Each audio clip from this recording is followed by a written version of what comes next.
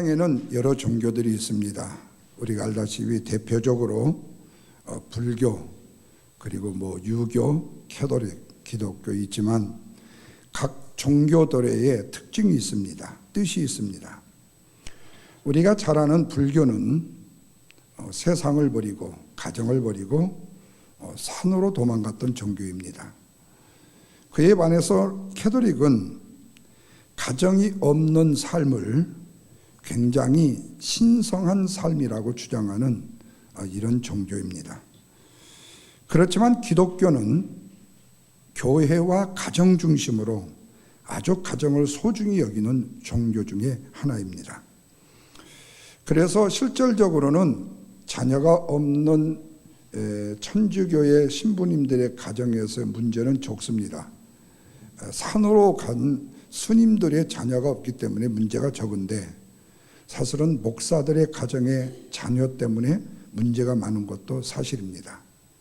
그런데 그러면 아무것도 없이, 문제가 없이 사는 것 좋은 것이냐, 아니면은 있지만 문제가 좀 있어도 괜찮게 사는 것이 좋은 것이냐 하는 거예요. 여러분, 어떤 농구 선수가 던질 때마다 노골이 됩니다. 그래서 아예 그 선수는 던지지를 않았습니다. 그랬더니 어떻게 됐을까요? 잘렸습니다. 노골이 되더라도 농구 선수는 던져야 되는 겁니다. 오늘 우리 집에 귀여운 그릇이 있고 예쁜 그릇이 있고 귀한 그릇이 있는데, 그 그릇을 쓰다가 사용하다가 깨진다고 그 그릇을 전시만 해놓고 보면 비싼 그릇 한 번도 소유하지 못하고 나중에 죽게 되면 고물상에 버려지게 돼요. 다시 말하면 지금 우리에게 주어진 것이 아무리 소중하고 가치 있고 귀한 것이라 할지라도 그것을 사용할 때의 가치와 그 가치가 나가는 것이지, 그것을 사용하지 않을 때는 그 가치가 없는 거지요. 창조주 하나님께서 세상을 말씀으로 창조하시고 그 다음에 만드신 공동체가 두 가지가 있는데, 바로 그 공동체가 오늘의 교회와 가정입니다.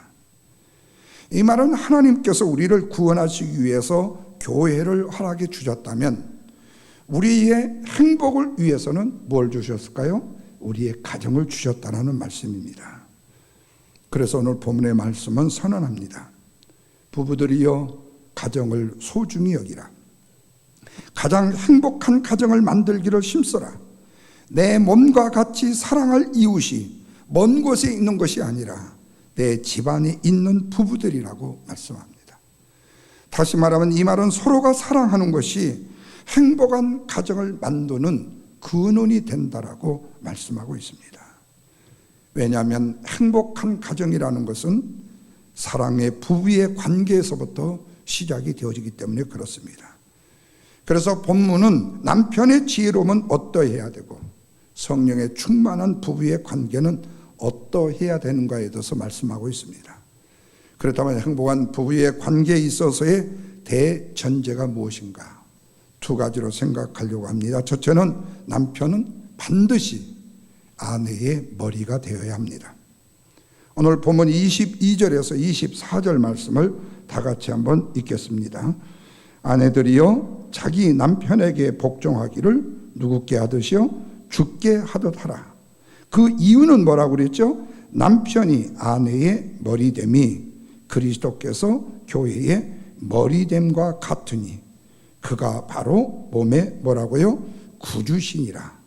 그러므로 교회가 그리스도께 하듯이 아내들도 본사에 자기 남편에게 복종할지니라. 그렇게 말씀해요. 교회가 그리스도께 하듯이 아내들도 남편에게 그렇게 하라. 이 말씀을 다른 말로 표현하면 남편들에게 두려움과 경외심을 갖게 주어라 하는 두 가지 양면의 말씀입니다. 이를 위해서 아내들은 남편에게 바로 리스펙트가 있어야 된다. 존경이 있어야 되고 그 다음에 순종이 있어야 된다고 말합니다. 그런데 더 나아가서는 뭐라고까지 말씀하는 거니? 남편에게 복종하라고까지 말씀합니다.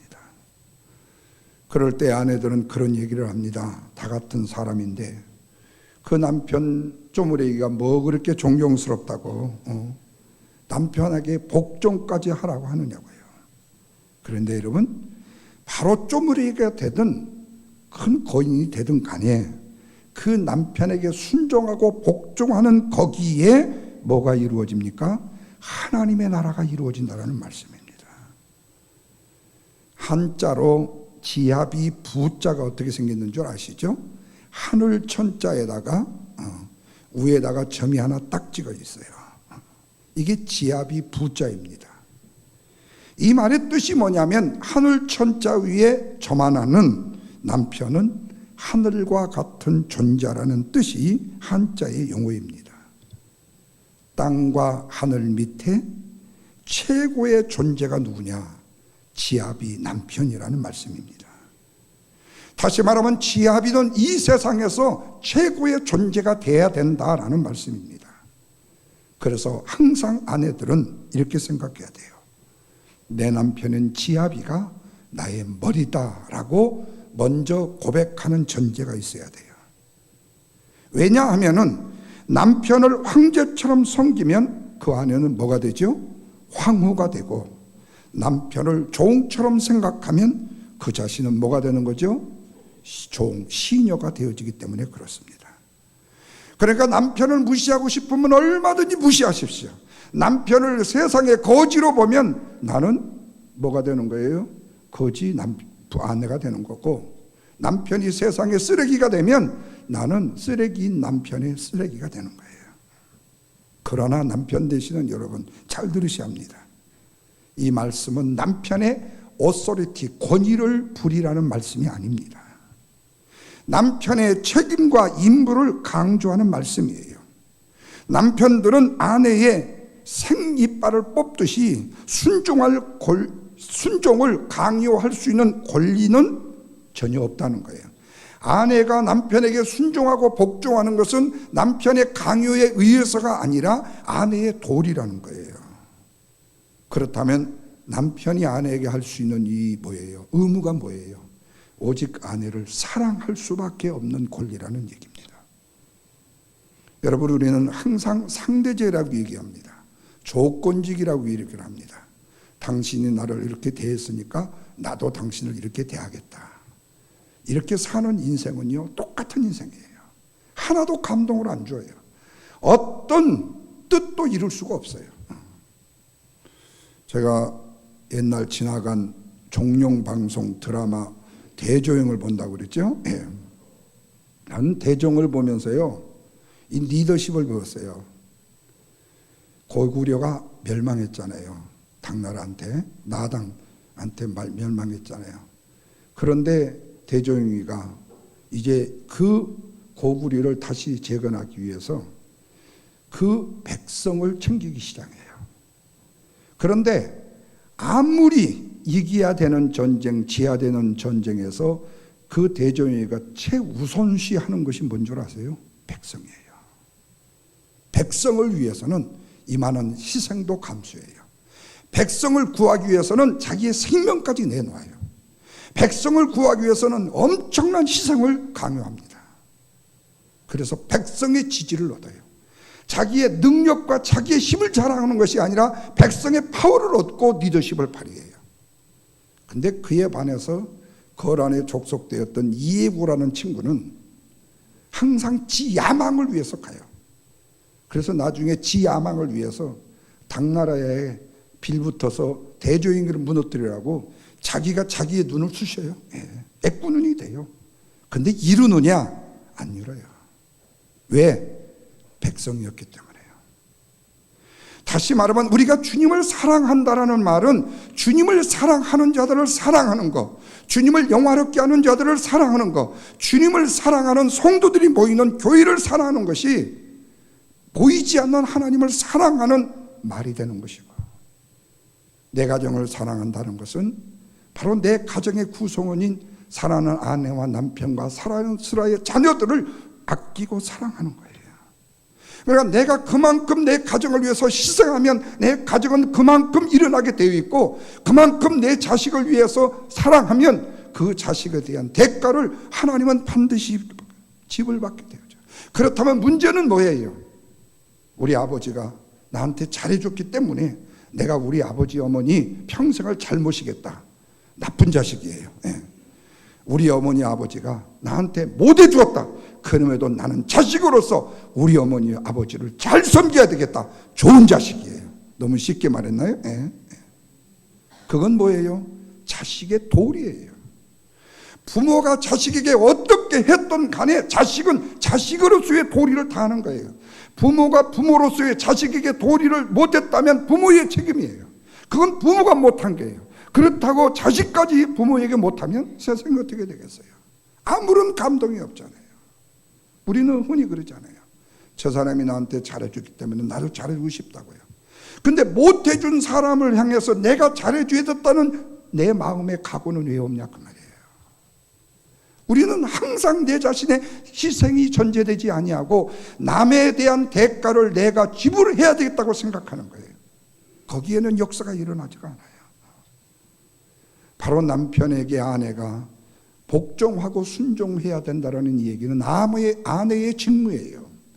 남편이 강요할 수 있는 요구가 아니에요. 문제는 그렇게 순종하고 복종하는 그 아내를 그 남편은 대신에 사랑할 수밖에 있는 권리밖에 없다는 거죠.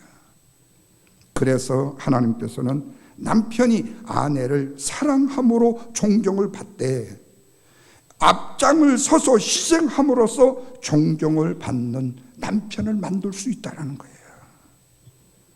물론 세상에 나가서요, 존경을 받는다는 것이 그렇게 어려운 게 아니에요. 돈 좀 쓰고요, 밥 좀 많이 사주고요, 도네이션 많이 해주면요, 그 사람 존경한다고 이구동성으로 얘기를 해요. 그런데 또 존경을 받기 쉬운 사람이 있어요. 그게 누구냐면 나를 모르는 사람에게 존경받기는 쉬워요. 왜? 몇 번만 잘해주면 존경한다고 하니까. 그런데 문제는 뭐예요? 아무리 해도 가까이 하는 사람에게 존경받기는 그렇게 쉽지 않아요. 그렇다면 진짜 존경은 누구로부터 받아야 되는 거죠? 나와 가장 가까이 있는 사람에게 받아야만이 진짜 존경을 받는 거예요. 이런 존경이 진실과 참된 인격에서 나오는 존경이 되기 때문에 그렇습니다. 그렇다면 아내에게 남편이 믿음 안에서 참으로 믿음직한 남편이 되어줄 때 아내는 어때요? 행복할 수가 있다는 거죠. 뿐만 아니라 존경받는 아버지가 기둥처럼 버티고 있을 때에 자식들은 행복할 수가 있는 거죠. 아버지 때문에 방황하는 자식이 있는 가정이나 남편 때문에 근심하는 아내가 있는 가정이라면 어찌 그 가정을 행복한 천국의 가정을 이룰 수 있다고 말할 수 있겠는가 하는 거죠. 그래서 남편은 믿음직한 머리가 되는 남편이 되어야만 합니다. 이 말을 가정의 독재자가 되라는 말씀이 아닙니다. 혼자 판단하고 혼자 결정하고 자기 제멋대로 행동해도 좋다. 누구 말하는 것 같네요. 꼭 나 말하는 것 같네요. 예. 그게 좋다는 말이 아닙니다. 사랑하는 내 가족이 안심하고 평안과 안식을 누릴 수 있는가의 머리가 되어야 된다는 말씀이에요. 고통스럽게 하고 아프게 하는 일들의 머리가 되게 하면 안 된다는 거예요.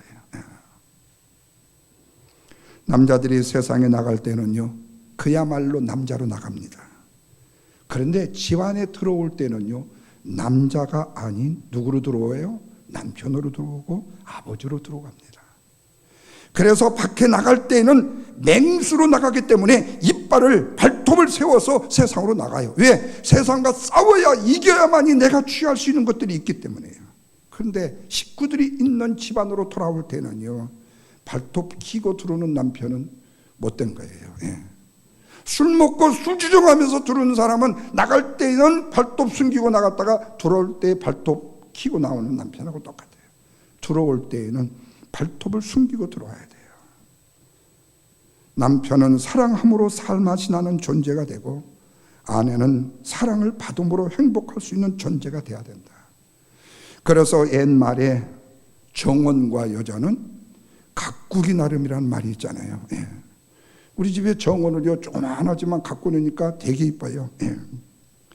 정원은 갖고 놓지 아니하면요, 정원은 잡초로 우거집니다. 사랑받지 못한 아내는, 사랑받지 못한 남편은요, 세상의 남편은 잡초가 되고요, 가정의 아내는 잡초가 될 수밖에 없어요. 추여져요. 그러면 얼마만큼 사랑하란 말씀이에요. 28절에 보니까 누구 몸처럼이요? 자기 몸처럼 사랑하라, 그렇게 말해요. 33절에서는 자기처럼 사랑하라 그랬어요.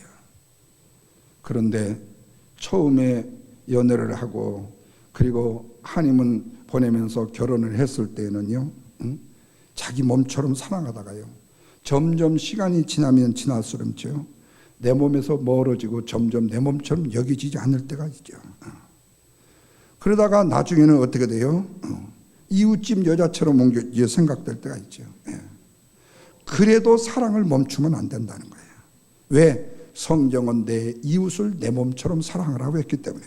그러니까 내 곁에 있어도 사랑해야 되고 이웃집 아줌마처럼 보여도 사랑해야 되고. 왜? 이웃을 사랑하라고 말씀했으니까. 그러면 어떻게 사랑하라고 말씀했겠습니까? 주께서 교회를 위해서 자신을 주심같이 사랑하라 그랬어요. 목회하는 중에 가끔 은혜를 받아서요, 부인이 남편의 발을 씻겨주는 분들이 종종 있어요. 그런 분들을 제가 몇 번 봤었어요. 근데 남편이 아내의 발을 씻어주었다는 사람은 아직 못 봤어요. 아마 창피해서 그런지 이 얘기를 안 해서 그런지 있기는 있을 거예요. 있기는 있을 거예요. 여러분, 예수님은요, 제자들의 발을 씻겨주셨어요. 발을 씻겨준다라는 이 말의 뜻은 뭔 줄 아세요? 아내의 약점을 덮어주라는 말씀입니다. 아내의 허물을 들춰내지 말라는 거예요. 그런데 여러분, 이게 참 저도 살고 보니까 쉽지 않더라고요. 우리 예수님은 사랑하는 제자들을 위해서 십자가에서 피를 흘리기까지 제자들의 약점을 덮어주고 희생을 하셨는데, 남편으로서 사랑하는 아내에게 머리로서의 사명과 의무를 다하지 못할 때가 많다는 거죠. 하나님께서 남자를 흙으로 만드셨습니다. 그 의미가 있습니다. 흙은요, 세상의 모든 더러운 것을 다 덮어버려요. 여러분, 혹시 화장실이 없는 저 하나님이 지으신 대천지 산에 올라가셔갖고 급할 때 어떻게 하시죠? 아무데나 가요. 숨겨진 데 가요. 그리고 다 볼일 본 다음에 어떻게 해요? 그냥 안 와요. 양심이 있어서. 뭘로 덮어요? 흙으로 덮어요. 뭐라고요? 이게 거름이 돼갖고 이 나무가 잘 자라라, 그런 마음으로 흙으로 덮어. 그런데 흙으로 덮어놓고 몇 달 후가 되면요, 그거 더러운 것이 싹 없어져요. 흙은요, 녹아버리고 썩어버리는 역할을 만들어요. 근데 하나님이 아내를요, 뭘로 만들었다고 그랬죠? 갈비뼈로 만드셨다고 했어요. 아담이 잠든 다음에 갈비뼈를 뽑아갖고 만드셨다고 했어요. 그때의 아담은 어떤 상태였을까요? 살아있는 게 아니라, 잠든 게 아니라 사실은 죽었던 거예요. 사랑하는 여러분, 여기에 비결이 있습니다. 하나님이 원하시는 행복한 가정을 만들기 위해서는 남자가 한 번은 반드시 죽었다가 깨어나는 일이 있어야만이 가정의 행복을 이룰 수 있다는 얘기예요. 다시 말하면 가정의 가족들을 위해서 한 번은 뭔가 죽었다 살아나는 역사가 있어야만이 가정을 바로 세워나갈 수가 있다는 겁니다. 이것은 우연히 되는 일이 아닙니다. 요술이 아닙니다. 이것은 마술이 아닙니다. 남자 되는 남편들의 노력에 따라서 가정이 천국이 될 수 있고 지옥이 될 수도 있기 때문에 그렇습니다. 남편 되시는 사랑하는 성도 여러분, 아내를 어떤 뼈로 만들었다고 그랬어요? 갈비뼈로 만들었다고 그랬어요. 새끼 발가락을 띄어가지고 만들지 않았어요. 다시 말하면 아내를 밟는 아내가 남편이 되어서는 안 된다, 그 말입니다. 아내 되시는 사랑하는 성도 여러분, 여러분을 만들 때에, 아내들을 만들 때 남편의 머리뼈를 갖고 만들지 않았습니다. 남편의 머리에 걸터 앉아서 살려고 하지 말라, 그 말이에요. 살은 썩지만요, 뼈는 썩지 않습니다. 이 말은 변치 않는 사랑을 남편과 아내에게 성경은, 하나님은 요구하고 있다는 말씀입니다. 뿐만 아니라 갈비뼈는요, 이 사람의 몸 중에 중심의 뼈에 있습니다. 중심에 있는 뼈입니다. 이 말씀도 가정의 남편과 아내는 소중한 자리를 품고 살아갈 수 있도록 하나님이 만들어 주셨다는 거예요. 이 아름다운 관계의 축복을 누리는 가정, 아내, 남편이 되기를 주님의 이름으로 축원합니다. 마지막 하나는요, 남편은 아내를 영광스럽게 만들어야 된다. 본문 28절입니다. 다 같이 읽습니다. 이와 같이 남편들도 자기 아내 사랑하기를 제 몸과 같이 할지니 자기 아내를 사랑하는 자는 누구를 사랑하는 것이라고요? 자기를 사랑하는 것이다. 이 말씀에 보면 남편은 아내를 영광스럽게 해야 된다고 말씀합니다. 그런데 오늘 우리 대한민국, 한국 사람들의 문화는 어떻습니까? 아내를 자랑하면 뭐라고 말하죠? 팔불출이라고 얘기합니다. 그런데 성경은 아내를 존귀 여기고 사람들 앞에서 자랑하며 살아야 된다고 말을 해요. 그것은 자녀들 앞에서 아내는 남편을 존중하고 남편은 아내를 소중히 여길 때 자식들이 부모를 공경해 주기 때문에 그렇습니다. 그러나 때로는 남편이 교회에 한 번만 나와줘도 고마워하는 아내들이 있는가 하면, 또 남편이 영적인 세계에서 열심을 하려고 해도 아내가 도와주지 않는 아내들이 있을 수가 있습니다. 그런데 한 번만 교회를 나와주어도 아내 남편이 이제는 영적인 세계를 알기 시작했구나. 그래서 한 번의 교회의 출석을 통해서 언젠가는 사랑하는 내 남편이 하나님을 위해서 헌신하는 하나님의 말씀대로 살아갈 것이라는 확신을 갖고 감사하며 기도하는 사랑하는 아내가 되어질 때, 그래서 남편 되시는, 머리 되신 남편 되신 분들은 아내를 내 울타리라는 이 묶은 상태에 두어서는 안 돼요. 그러니까 절대로 함부로 가서 외간 남자 못 만나게, 이렇게 자꾸, 제가 젊어서 우리 집사람이 수영을 배운다고 그래서 수영장에 가보니까 전부 수영 선생들이 남자더라고요. 그래서 내가 가지 말라고 한 적이 있었어요. 가지 말라고. 그러다 보니까 평생을 못 배웠어요. 미국에 와보니까 수영 선생님이 죄송해요. 죄송해요. 우리 몸의 2배 되는 여자분들이 가르치고 있더라고요. 그러니까 여기는 이게 상관이 없어. 리더십에 상관이 없어. 제가 한 번에 이 성대에 결절이 생기고 이 혹이 생겨가지고 제가 병원에 테라픽을 받으러 갔잖아요. 테라픽을 받으러 갔는데 나에게 테라픽 선생님이 어떤 분인 줄 아세요? 목에 성대에 결절이 있어서 5번 수술을 해가지고 지금 목소리가 이 정도는 아름다운 거예요. 이런 할머니예요. 그 할머니가 나의 목소리를 테라픽 시켜준대. 세상적인 이치로 우리 대한민국의 관점에서는 이해가 안 되는 거예요. 근데 그분이 내 테라픽 선생이에요. 그러면서 저보고 이걸 하라고 그래. 자기는 못 오는데도 나보고 하라고 그래. 그러면서 자기는 못하지만은 자기가 듣고 나를 교정해 주더라는 거예요. 그러니까 여러분 참 그렇잖아요.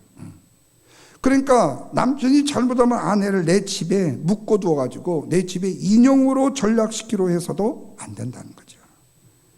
아내의 영적인 발전을 도와주되 교회를 섬기고 봉사하는 일들에 아내가 기뻐하고 즐거워할 수 있는 믿음의 사람으로 만들어줄 수 있어야 된다. 주어진 재능을 하나님의 영광을 위해서 쓸 수 있도록 만들어주고 뒷바라리 해주는 거예요. 그리고 그렇게 함께 일을 할 때 기뻐하고 즐거워해 주는 거예요. 우리 교회에 김장할 때에 채를 씁니다. 채를 쓰는데 1등이 계십니다. 우리 소망의 회장님이신 우리 백 집사님, 아주 정말로 잘 쓰셔. 나도 괜찮게 썬다고 생각을 했는데 내가 이제는 물러줬어요. 저는 그냥 막 이러면서 쓰는데 얼마나 팔이 아파요. 근데 우리 집사님은 채를 쓸 때 결을 딱 봐요. 무결을 봐가지고 싹싹싹싹. 혹시 김치 잡숴볼 때 백 집사님이 썬 거니까 거기가 얼마나 고르게 나왔는가 한번 채기 한번 보세요. 근데 그게 우리 교회에서 한 번 해갖고 되는 게 아니에요. 집에서 맨날 하셨다는 얘기예요. 누구한테? 백권사님을 도와드리기 위해서. 예. 그렇게 집에서 훈련이 되니까 밖에 나가도 일이 척척척 되는 거 아니에요? 예. 예. 그러니까 상호 보완적이에요. 상호. 적은 일이든 큰 일이든 남편과 아내는 상호 보완적으로 함께 도울 수 있어야 된다는 거예요. 그런데 간혹 아내들이요, 예, 기도를 막는 남편이 있을 수도 있고, 아내의 기도를 막는 남편이 있을 수도 있고, 남편의 기도를 막는 아내들이 있을 수가 있어요. 그런데 여러분, 이것은요, 병원에서요, 산소 호흡기 줄을요 끊어버리는 잔인한 아내가 될 수 있고 남편이 될 수도 있다는 겁니다. 우리 꼭 남편과 아내들은 기억하셔야 돼요. 아내의 기도는 가정을 살리는 가정의 비상구가 됩니다. 남편을 축복하고 자식을 축복하는 천국의 호흡이 바로 아내들의 기도예요. 그래서 남편은 아내들이 기도할 수 있도록 기도의 문을 열어드릴 수 있도록 기도할 수 있는 공간을 줘야 되고 기도할 수 있는 시간을 줘야 된단 말이에요. 이것은 남편 된 사람이 아내를 어떻게 대해야 할 것인가를 단편적으로 보여주는 보완적인 일이에요. 그래서 남편들은 자기 갈비뼈를 찾아야 안식하고 평안을 누릴 수 있어야 되고, 아내들은 자신의 갈비뼈의 고향을 제대로 발견할 때에 평안을 누리며 살아갈 수가 있는 것입니다. 우리 젊은 청년, 여자 청년, 남자 청년들은 앞으로 이 갈비뼈를 찾기 위해서 부단히 리서치를 해야 돼요. 하나님 앞에 기도해야 돼요. 그래서 하나님의 내비게이션이 어디로 가는가, 전혀 생각지보다는 동쪽으로 갈 수도 있고 남쪽으로 갈 수도 있고요. 그래서 아내의 가정을 하나님이 맺어준 배우자들로 채울 수 있어야 돼요. 여러분, 재밌는 얘기가 있더라고요. 이 땅을 사랑하는 아내들이 잘 부르는 주제가가 있어요. 그 주제가가 뭔 줄 아세요? 오늘부터 꼭 그렇게 집에 가서 하세요. 나의 살던 고향은 남편 갈비뼈, 이렇게. 그래서 계속 그렇게 노래해야 된다. 오늘날 남편들은 어떻습니까? 직장에서 부지런히 일하다가 지친 몸을 이끌고 아내가 있는 가정이라는 갈비뼈를 찾아서 돌아와요. 근데 집에 와보니까 아내가 없어요. 평안을 누리지 못하는 거예요. 집에 돌아와서 쉬기 위해서 문을 열고 들어오는데 아들만 바글바글해요. 아이들만. 대뜸 입을 열고 하는 말이 뭐죠? 엄마 어디 갔어? 안 계세요? 이 순간에 남편의 갈비뼈가 어디로 빠져버려요? 바깥으로 빠져버려요. 남편은 내 갈비뼈를 찾아서 가정으로 들어왔는데 한쪽이 쏙 바깥으로 빠져버리니까 이제 몸이 기울기 시작해갖고 빙글이 돌면서 뒤로 돌아가면서 어디로 가버려요? 밖으로 나가버려요. 밖에서 방황하게 되는 겁니다. 평안과 쉼을 찾지 못해요. 그래서 남자들이 술집을 찾게 되고 심지어는 딴 데까지 찾게 되는 거예요. 이 말은 꼭 맞는 말도 하지만 꼭 틀린 말도 아닙니다. 갈비뼈는 남자의 보화입니다. 아내는 남편이 갈비뼈를 사모하도록 만들어줘야 될 책임이 있고, 남편들은 아내를 향해서 당신은 나의 살 중에 살이요 뼈 중에 뼈라고 고백하면서 살아갈 수 있어야 된다는 거예요. 아내는 피곤해 지친 남편이 집에 돌아왔을 때 절대로 바가지를 긁으면 안 됩니다. 아이한테 당한 일을 남편에게 갚아서도 안 되고, 이웃집의 순자 엄마한테 당했던 일을 남편에게 갚아서도 안 돼요. 그건 어리석은 일이에요. 남편들은 일터에서 헤매다가 집에 돌아옵니다. 쉬기 위해서, 평안을 위해서요. 안식하기 위해서 들어오는 거예요. 이때에 이 안식은요, 세상의 돈이나 세상의 명예로 완벽할 수가 없어요. 그래서 그 쉼을 줄 수 있는 아내의 역할이 필요해요. 또 하나, 우리 아내 되시는 분들, 남편보다 절대로 오래 살아야 됩니다. 만약에 자기 남편보다 몸이 약해서 먼저 세상을 떠나는 부인이 있다면요, 이분은 이 세상에서 최고의 악처가 되는 것입니다. 우리 아버님이 늘 하시는 말씀이 있었어요. 나는 너희 엄마보다 일찍 죽어야 된다고요. 왜? 왜 그러시는가? 저는 그렇게 생각했어요. 그랬는데 너희 엄마가 죽으면 나는 도토리라는 거예요. 예. 도토리라는 거예요. 그리고 며느리뿐만 아니라 자식에게 너무 짐이 된다는 거예요. 근데 내가 볼 때 우리 어머니가 짐이 됐지 우리 아버지는 짐이 안 되는 것 같은데 우리 아버지는 그렇게 말씀하셔요. 왜요? 우리 어머니는요, 밥이 질다, 대다, 누룽지 달라, 아니면 병어가 먹고 싶다. 돌아가셨으니까 이제 기껏 해도 괜찮은데 그냥 그렇게 자식들한테 그렇게 요구가 많아. 우리 아버님은 그런 적이 없거든요. 예, 그런 적이 없어요. 하나님이 남자를 만들 때 남자는요, 여인의 품에서 태어나서 여인의 품에서 죽도록 만들어졌어요. 그래서 부부간에는요, 서로 있는 그대로 받아줘야 되고 인정하며 살아가야 되겠죠. 바꿔서 살아가는 게 아니에요. 남편을 내 마음에 맞도록 바꿔서 아내가 남편을 만들려고 해서도 안 되고요. 아내를 남편의 입맛에 맞춰서 살려고 하면요, 서로 간에 상처만 있게 되어져요. 사랑하는 남편 되시는 성도 여러분, 성경은 아내를 남편의 갈비뼈로 만들었다고 했습니다. 그러나 아내를 향해서는요, 뭐라고 말했죠? 돕는 배필의 갈비뼈라고 말씀했어요. 이 말씀은 꼭 맞는 짝이라는 뜻입니다. 기성복이 아니라는 거예요. 아내는 남편의 맞춤복이라는 겁니다. 그래서 남편의 영적인 모자라는 부분들을 채워주고 맞추어서 살아가는 게 바로 아내의 본분인가 동시에 남편의 육체적인 면, 정신적인 면 모자라는 것을 채워주고 허물을 덮어주는 짝이 되어지는 거. 그래서 창세기에 보면요, 하나님께서 세상을 창조하시고 모든 동물을 다 짝으로 만들으셨대요. 그런데 하나님께서 먼저 아담을 만들어 놓고 아담을 기다리게끔 한 다음에 왜 기다리게 했는가? 아담으로 하여금 아내를 영광스럽게 하기 위해서라 그랬어요. 그리고 모든 동물에게 이름은 다 지어주셨어요. 그들에게 다 짝이 있었어요. 근데 아담에게는 짝이 없었어요. 왜? 아담으로 하여금 아내를 영광스럽게 하기 위해서. 하나님께서 아담에게 아내가 소중한 존재라는 사실을 더 깊이 깨닫게 하기 위해서. 그런데 하나님께서 하와를 데리고 옵니다. 그래서 고백합니다. 남편이요, 이는 내 살 중에 살이요 내 뼈 중에 뼈들이다. 하나님께서 헌물을 보내주셨다고 고백하는 거예요. 그래서 아담은 하와를 주문 제작하지 않았습니다. 하나님이 데리고 온 그대로의 모습에 대해서 내가 사랑한다고 고백했던 것입니다. 그러므로 참 어려운 일이지만 배우자에 대해서 불평하는 사람은요, 결국 누구한테 불평을 하는 거예요? 제작을 해주신 하나님 앞에 불평을 하는 겁니다. 혹시 지금 아내에 대해서 미련하다고 생각하신 분이 계십니까? 그러면 하나님에 대해서 미련하다고 말하는 것과 똑같습니다.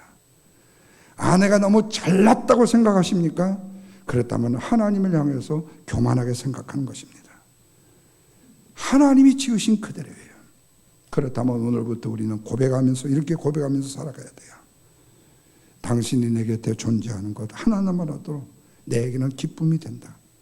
그래서 남편과 아내는 한 가정에서 행복의 주체로서, 그리고 사랑하는 자녀들에게 믿음의 본을 보이는 사랑하는 귀한 남편의 역할을 감당할 때, 또 아내는 그 남편을 존중해 줄 때에 최고로 멋진 남편이 되고 최고로 멋진 아내가 되어서 행복한 가정을 이루는 복된 가정이 될 것입니다. 오래 사랑하는 자녀는 자녀의 역할로, 부모는 부모의 역할로, 아내는 아내의 역할로, 남편은 남편의 역할을 다하여서 하나님의 기쁨을 주는 우리 주님의 영광교회 복된 성도들의 가정이 되기를 주님의 이름으로 축원합니다. 기도하겠습니다.